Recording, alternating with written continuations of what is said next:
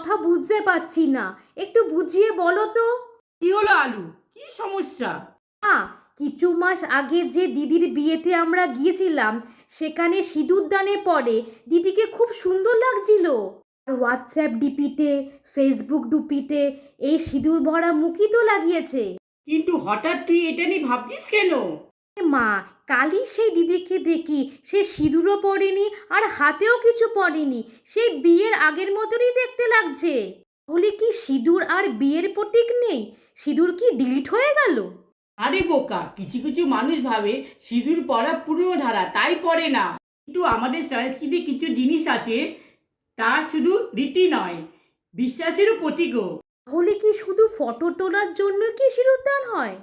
একটু চারিদিকে দেখি। এবার বুঝতে পারলাম, আসল আধুনিকতা হলো নিজের সংস্কৃতিকে সম্মান করা, তাকে মুছে ফেলা নয়। ঠিক বলেছিস আলু। বলি, সিঁদুর শুধু একটি রং নয়, এটি একটি বন্ধনের প্রতীক। ঠিক বললাম তো? কমেন্ট করে জানাও।